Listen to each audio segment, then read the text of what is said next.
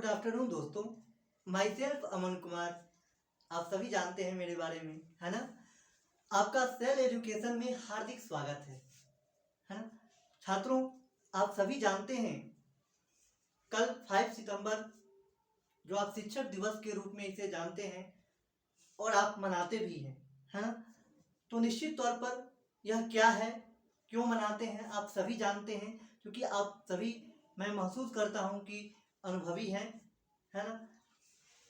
ज्ञान तो सभी के पास है, तो निश्चित रूप से आप शिक्षक दिवस के रूप में जानते हैं। लेकिन मैं अपने शिक्षक और धर्म दोनों के रूप में आप सभी को ढेर सारी शुभकामनाएं, ढेर सारी बधाइयाँ आप सभी को मेरी तरफ से छात्रों, है ना।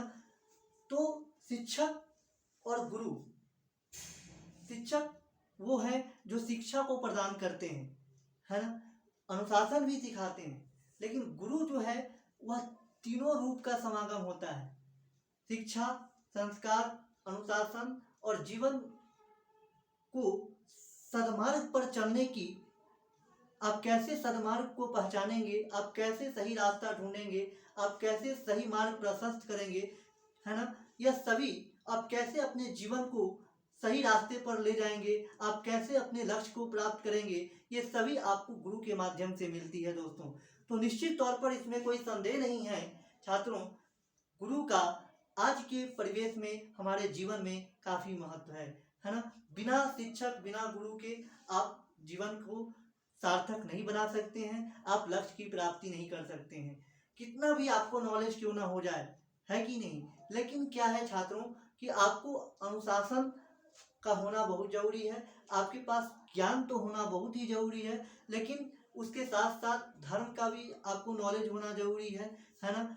और व्यवहार, व्यवहार भी एक बहुत महत्वपूर्ण स्थान रखता है ना दोस्तों।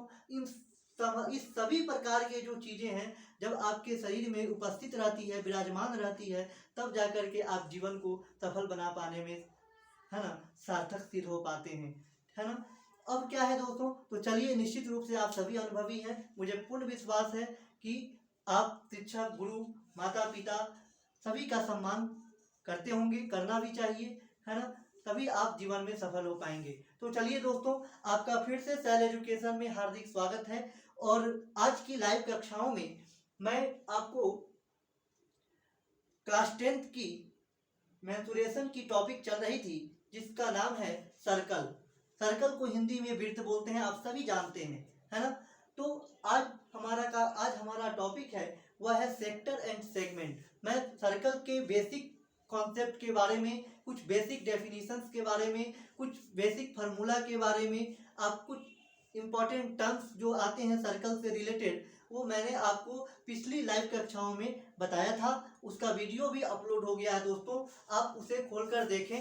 निश्चित रूप से आप उसे रिकैप करें, पढ़ें, समझें, लिखें, नोट बनाएं और उसको अपने अंदर आत्मसात करें, है ना, और उसका यूज करें क्वेश्चन को बनाने में। तभी जाकर आपको बहुत इंटरेस्ट आएगा, बहुत आपको नॉलेज बढ़ेगी, है ना, और अच्छा भी लगेगा। अन्यथा अगर आप मेहनत नहीं करेंगे, मैं ही केवल मेहनत करूं, तो आप उससे भी लक्ष्य की प्राप्ति नहीं कर पाएंगे दोस्तों। तो निश्चित रूप से मुझे पूर्ण विश्वास है कि आप इसे पढ़ते होंगे, वीडियो को देखते होंगे। और निश्चित रूप से दोस्तों एक बात मैं और कहूँगा कि आप निश्चित रूप से खोलें, देखें, पढ़ें, तो लाइक भी जरूर कर दें, कमेंट भी जरूर कर दें और शेयर जरूर करें दोस्तों, है ना। मुझे यकीन है कि आप ऐसा करते होंगे। तो चलिए, आज हम आपको बताने जा रहे हैं सेक्टर एंड सेगमेंट के बारे में, है कि नहीं। वो बहुत ही इम्पोर्टेंट और बहुत ही इंटरेस्टिंग टॉपिक है आपके सर्कल में मेंसुरेशन के बिहाफ में, है ना। तो इस सेक्टर एंड सेगमेंट में मैं आऊं कि सबसे पहले सेक्टर क्या होता है ना। तो देखिए, सेक्टर जो है, the region included by an arc of a circle and its two bounding radii is called a sector of the circle। क्या कह रहा है दोस्तों, तो देखिए, द रीजन का मतलब वैसा क्षेत्र, है ना, included by an arc, जो किससे घिरा हो, आर्क, आर्क का मतलब ये ए बी, ये वाला, जिसे हम क्या बोलते हैं हिंदी में, चाप बोलते हैं। जो, क्योंकि दोस्तों देखिए, हमारी जो सेल एजुकेशन है वह सीबीएसई, बीएसईबी, आईसीएसई जो भी बोर्ड हैं उस सभी को लेकर चलती है ना। तो आप अगर सीबीएसई के स्टूडेंट हैं उसके लिए मैं इंग्लिश में लिख भी दिया, और हिंदी में मैं इसलिए बोल देता हूँ कि हिंदी भी आपको जानना बहुत महत्वपूर्ण है, और जो बिहार बोर्ड से स्टूडेंट जो पढ़ रहे होंगे उनके लिए तो हिंदी ज़रूरी है। इसलिए मैं आपको हिंदी और इंग्लिश दोनों माध्यमों में लेकर चल रहा हूँ ताकि आपको समझने में कोई परेशानी नहीं होगी, है ना दोस्तों। तो आइए, यह जो सेक्टर ऑफ अ सर्कल है, the region enclosed by an arc, वैसा क्षेत्र जो किससे घिरा हुआ है, आर्क से घिरा हुआ है। आर्क का हिंदी क्या होता है, चाप। दोस्तों आर्क का हिंदी क्या होता है, आर्क का हिंदी होता है चाप। ठीक है दोस्तों, इसमें एक और शब्द आएगा, उसका नाम है कॉर्ड।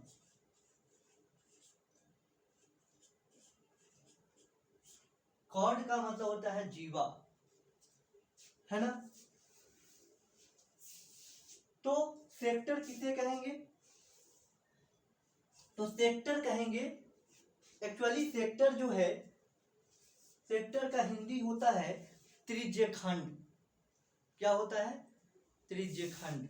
ठीक है, यानी त्रिज्यखंड का मतलब यह हुआ कि जो दो रेडियस और एक चाप के द्वारा जो घिरा हुआ क्षेत्र है उसे हम क्या कहेंगे, उसे हम सेक्टर कहेंगे। देखिए,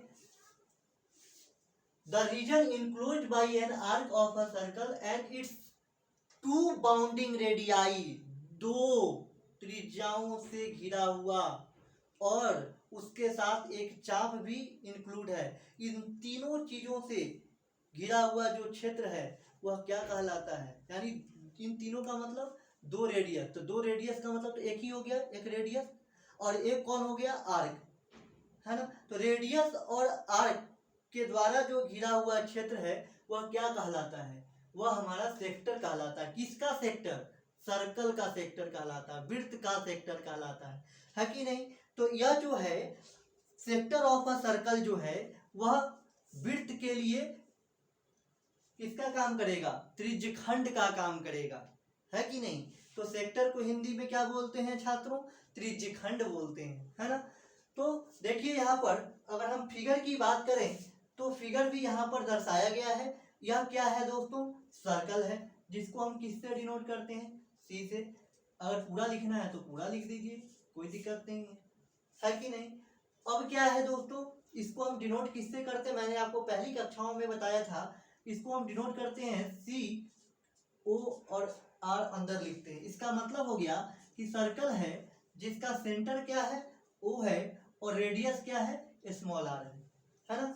तो यह जो हमारी सर्कल है सी, जिसका सेंटर हमारा क्या है, ओ है, ठीक है, और रेडियस क्या है, रेडियस किसको बोलते हैं, सेंटर से सरकमफ्रेंस के किसी पॉइंट को जब हम मिलाते हैं तो वह वृत्त का क्या कहलाता है, रेडियस कहलाता है ना दोस्तों, आपको याद भी होगा, है ना।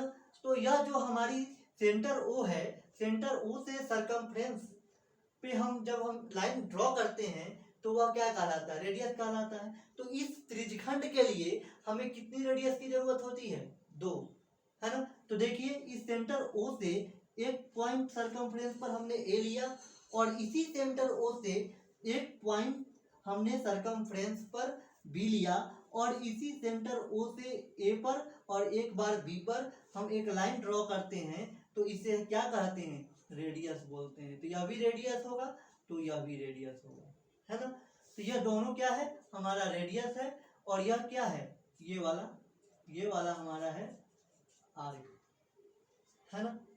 तो यह आर्क और ये दोनों रेडियस से जो ये घिरा क्षेत्र है ये वाला, यह क्या कहलाता है, ये यही हमारा कहलाता है सेक्टर ऑफ अ सर्कल, है ना।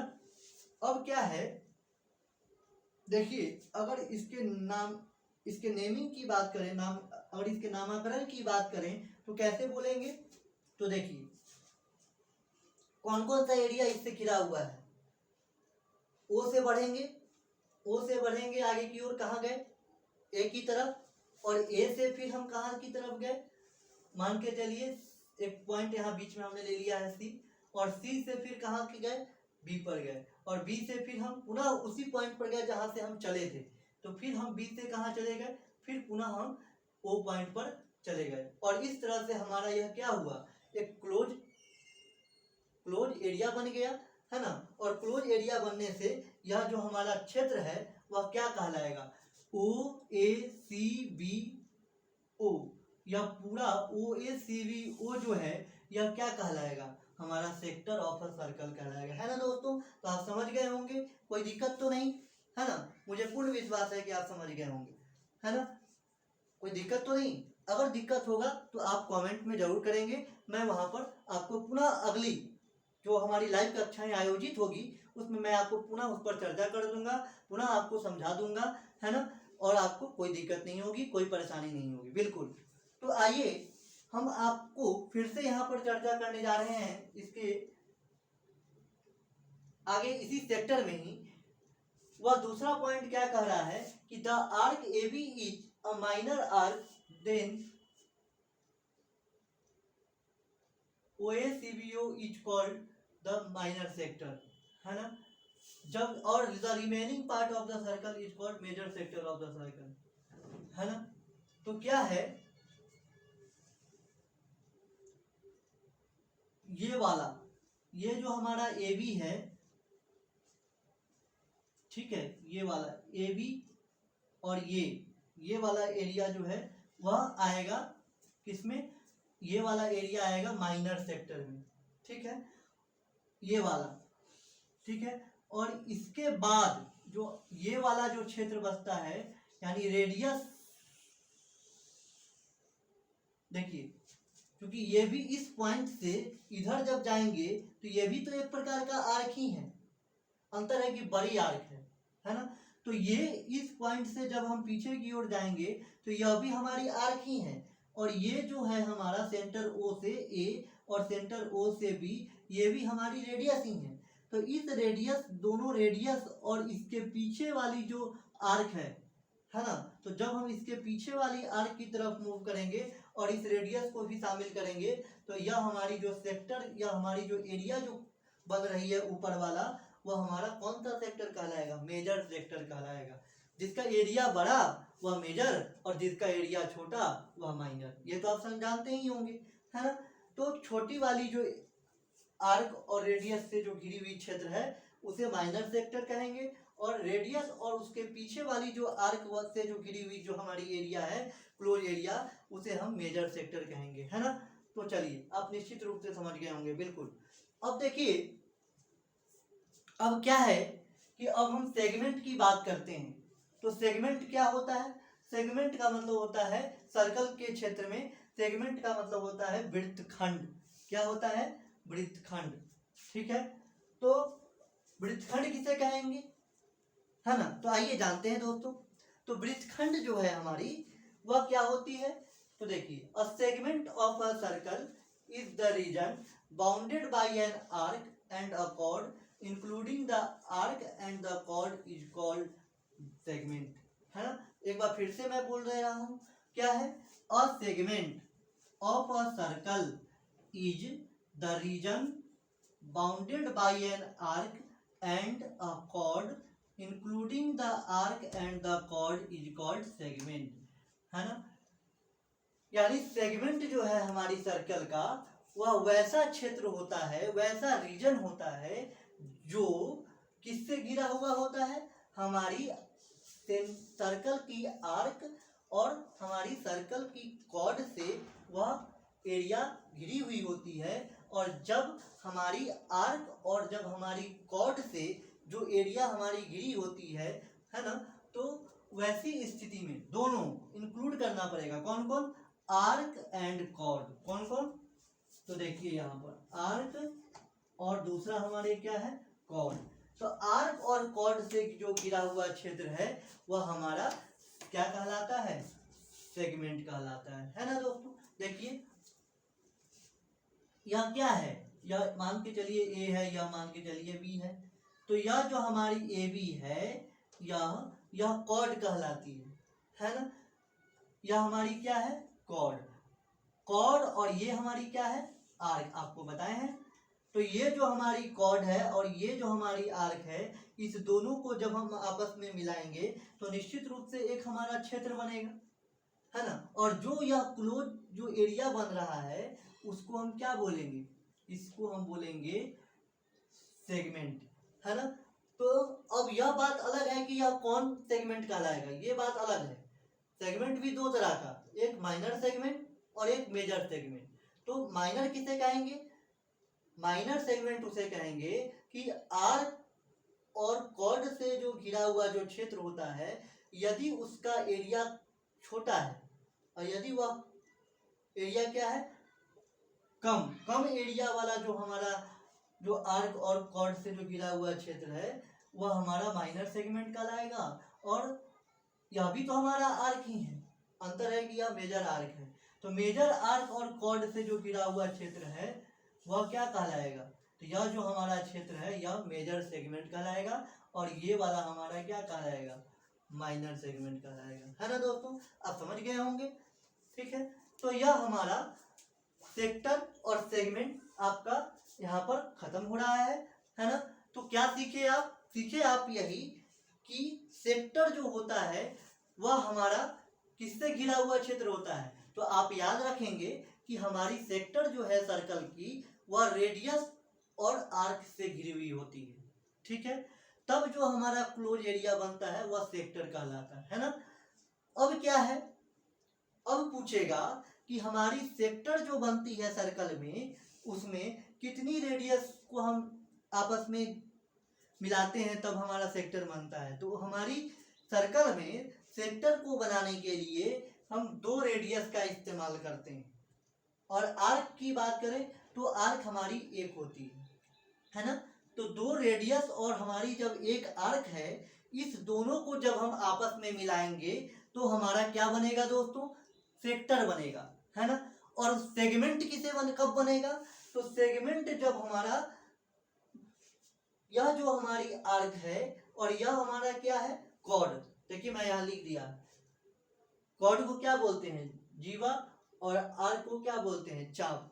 तो जब हमारी कॉर्ड और आर्क से जो एरिया इंक्लूड होगी तो वह हमारा सेगमेंट कहलाएगा। और जब हमारी रेडियस और आर्क के द्वारा जो एरिया इंक्लूड होगी वह हमारी सेक्टर कहलाएगी, है ना। छोटा वाला क्षेत्र माइनर सेक्टर या माइनर सेगमेंट, और बड़ी वाली जो क्षेत्र होगी वह मेजर सेगमेंट या मेजर सेक्टर कहलाएगा। ये आप फिगर बनाएंगे आपको अपने आप पता चल जाएगा, है ना, कौन छोटा है कौन बड़ा है। तो आप माइनर को बारे में तो जानते ही हैं, माइनर का मतलब छोटा, मेजर का मतलब बड़ा, है ना। तो इस तरह से आपका क्या क्या खत्म हो गया, सेक्टर खत्म हो गया। सेक्टर में भी क्या क्या, तो सेक्टर में भी आपका माइनर सेक्टर और मेजर सेक्टर मैंने आपको बता दिया। फिर सेगमेंट में आपको क्या बताएं, सेगमेंट में आपको हम डेफिनेशन बताएं। फिर सेगमेंट होता क्या है, किस चीज़ों से घिरा हुआ यह एरिया होता है। और इसमें भी 2 तरह का, माइनर सेगमेंट किसे कहेंगे और मेजर सेगमेंट किसे कहेंगे, ये भी मैंने आपको बता दिया। निश्चित रूप से आप समझ भी गए होंगे, है ना। अगर नहीं समझे होंगे दोस्तों तो आप बिल्कुल मुझे कमेंट कीजिएगा, है ना। मैं आपको पुनः कल की लाइव कक्षाओं में जब आयोजित होगी तो मैं पुनः आऊँगा आपके बीच और मैं पुनः आपको समझाने का प्रयास करूँगा, है ना, बिल्कुल। अब क्या है, अब इस सेक्टर और सेगमेंट के बाद आता है एक नोट पॉइंट है, बहुत ही इंपॉर्टेंट। क्या कह रहा है, देखिए, the centre of the circle lies in the major segment. The centre of the circle lies in the major segment. देखिए, अगर हम सेगमेंट की बात करें तो सेगमेंट जो है हमारी एक वृत्त बना ली, और सेगमेंट के लिए क्या चाहिए, आर्क और कॉर्ड। तो आर्क और कॉर्ड भी मिल गया तो यह हमारी सेगमेंट हो गई और यह भी हमारी सेगमेंट हो गई, है ना।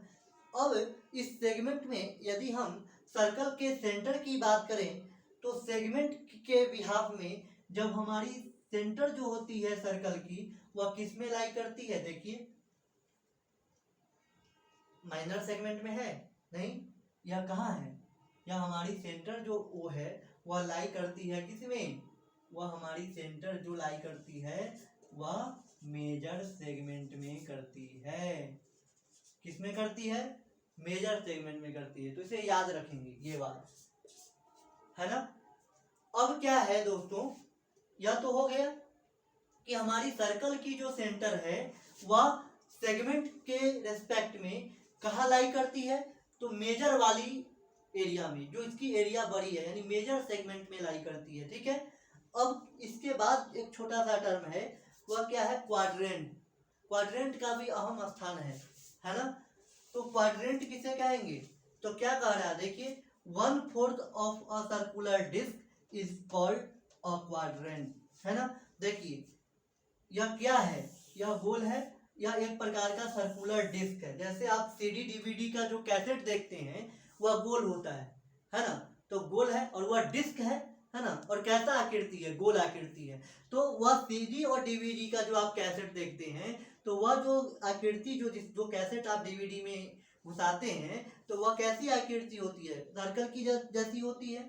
तो उसे हम क्या बोलेंगे? सर्कुलर डिस्क बोलेंगे, है ना। तो वही सर्कुलर डिस्क है यह क्या है?